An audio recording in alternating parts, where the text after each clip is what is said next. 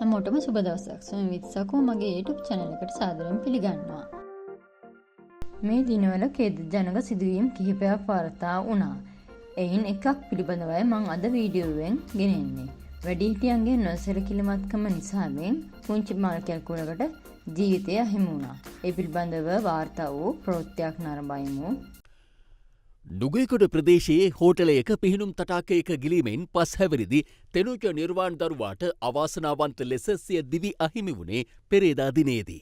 තවත් ළමුන් පිරිසක් සමග පුහුණුවීම්වල නිරතවන අතරතුර එම දරුවා දියේ ගිලී තිබුණා.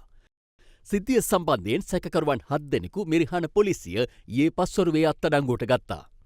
ඒ පාසලේ සහකාර විදුහල්පතිවරයා ක්‍රීඩා සම්බන්ධීකරණ නිලධාරී ළමුන් භාරව සිටි ගුරුවරුන් දෙදෙනා පෙර පාසල් සේවිකාවක් සහ පිහිනුම් උපදේශකයින් දෙදෙනෙක්.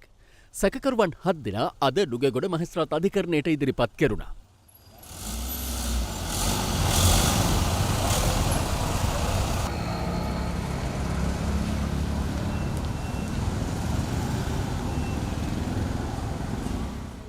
එහිදී මිරිහාන පොලිස් නිලධාරීන් අධිකරණයට පැවසුවේ මෙම පුහුණුකරුවන් කිසිදු පළපුරුද්දක් හෝ සුදුසුකමක් නොමැති පුහුණුකරුවන් බවයි.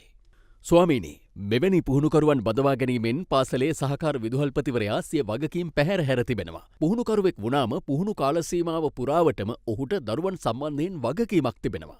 නමුත් ඒ වගකීම මෙතන පැහැර හැරලා තිබෙනවා. ආරක්ෂිත මෙවලම් පවා මේ වෙලාවේ භාවිත කරලා නැහැ. සැකකරුවන්ගේ හුදු නොසැලකිල්ල හා වගකීම් විරහිත ක්‍රියාකලාපයේ හේතුවෙන් මෙම මරණය සිදුව ඇති බැවින් වැඩිදුර විමර්ශන සඳහා ඔවුන් රක්ෂිත බන්ධනාගාර ගත කරන ලෙසට ගරු අධිකරණයෙන් ඉල්ලා සිටිනවා. සැකකරුවන් වෙනුවෙන් කරුණු දැක්වූ ජ්‍යෙෂ්ඨ නීතිඥ අජිත් පතිරණ මහතා ප්‍රමුඛ නීතිඥ මාඩුල සඳහන් කළේ මෙම පුහුණුකරුවන් පුහුණුකරුවෙක් වීම සඳහා අවශ්‍ය කරන සියලුම පාඨමාලා සම්පූර්ණ කළ පළපුරුදු කිමිදුම් පුහුණුකරුවන් බවයි. ස්වාමීනි, CCTV දර්ශන අපි ළඟ තිබෙනවා. දරුවා අනතුරට ලක් වූ පසු පුහුණුකරු ක්ෂණිකවම එම ස්ථානයට යනවා. දරුවාව අත් දෙකෙන්ම අරගෙන ප්‍රතිකාර සඳහා රැගෙන යනවා. තටාකයෙන් ගොඩට ගන්නේ පණ තිබෙන දරුවෙක්. රෝහලට රැගෙන යද්දි ට්‍රැෆික් එකට අහු වුණා. රෝහලට අරන් යද්දී දරුවා නැති වුණා. මෙය අතිශය අවාසනාවන්ත සිදුවීමක්. පුහුණුකරුවන් ඇතුළු කාර්ය මණ්ඩලය හැකි උපරිමයෙන් සිය සේවාව ඉටු කළා.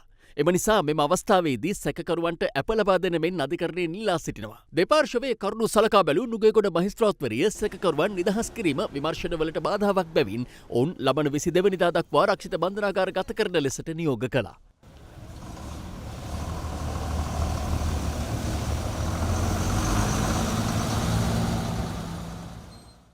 මේ අතර අනතුරින් මියගිය තෙනුජ නිර්වාණගේ දේහය අද පස්වරුවේ නුගේගොඩ උඩහමුල්ලේ පිහිටි නිවසට ගෙන එනු ලැබුවා. දරුවාගේ දේහය පිළිබඳ අවසන් කටයුතු හෙට සිදු කිරීමට නියමිතයි.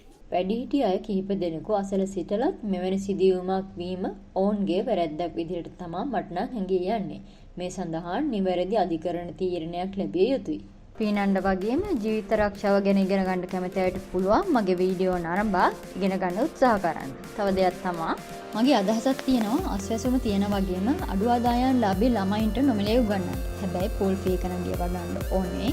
රුපියල් 300ක් හෝ 400ක් වගේ මුදලක් තමයි වෙන්නේ පැයකට. පැයක් හොඳටම ඇති. ෆී එක පෝල් එකෙන් පෝල් එකට වෙනස් වෙනවා.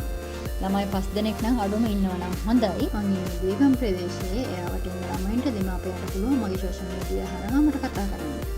මගේ තවත් අදහසක් තමයි වයස් භේදකින් තොරව නොමිලේ වැඩමුළු පැවැත්වීම.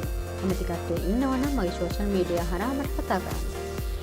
ඔයාලා කැමති නම් මේ දේවල් ඉගෙන ගන්න මගේ channel එක subscribe කරලා bell icon එක click කරන්න, like and comment කරන්නත් පුළුවන්. මගේ අනිත් සෝෂල් මීඩියා වල links පල්ලෙහා description එකේ දාලා තියෙනවා. ඒවා follow කරන්නත් අමතක කරන්න එපා. එහෙනම් ඊළඟ වීඩියෝ එකකින් හම්බ වෙනකන් හැමෝටම සුබ දවසක්.